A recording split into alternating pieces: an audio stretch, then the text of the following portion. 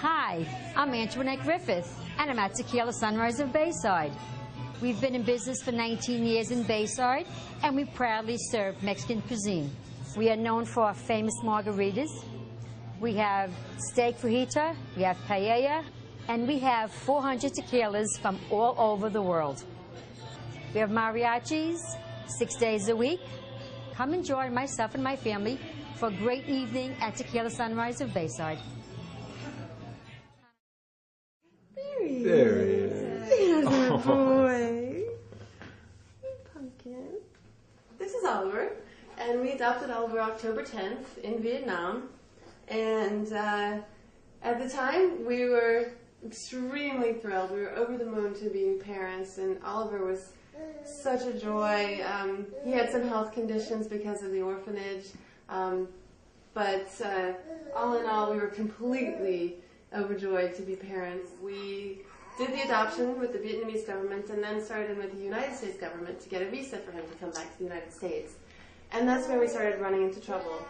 And it was about November 2nd when we were finally aware that the visa was going to be, would be denied unless we fought it. We didn't even know if we should book airplane tickets. We didn't know what we should tell our employers.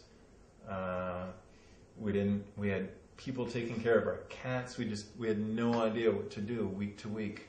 We found a law firm in Vietnam to do an investigation, to interview all the people in his orphanage to find out how he arrived at the orphanage. The State Department did their investigation. They looked at the security guard's logbook and stopped there. They didn't continue their investigation with other documentation. They just found one little problem and said, wait a minute, we think that we're going to deny a visa unless you rebut this denial.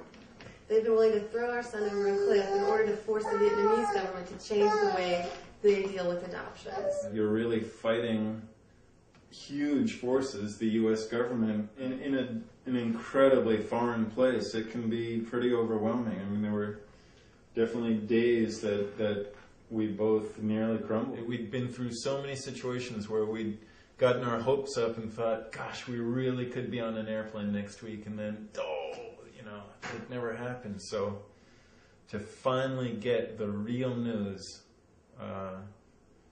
was pretty overwhelming. I just started sobbing. I just couldn't believe it. I mean, the incredible relief and the thought that, cause all the time we're in Hanoi, it's just like this dream of coming back home and pushing Oliver around in a stroller. In Hanoi, you can't do that. You have to be in a carrier, and there's motorbikes everywhere, and it's a very vibrant, street-oriented community.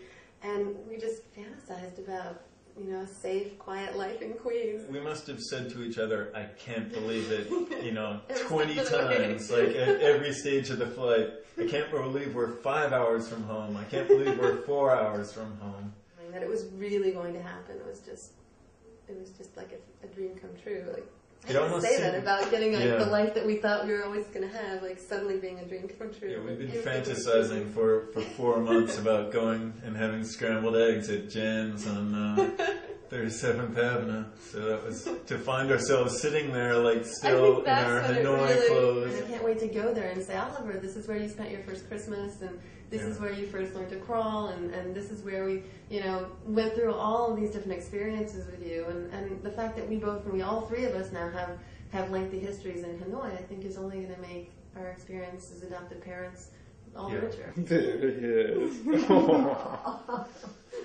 He's still on Hanoi time.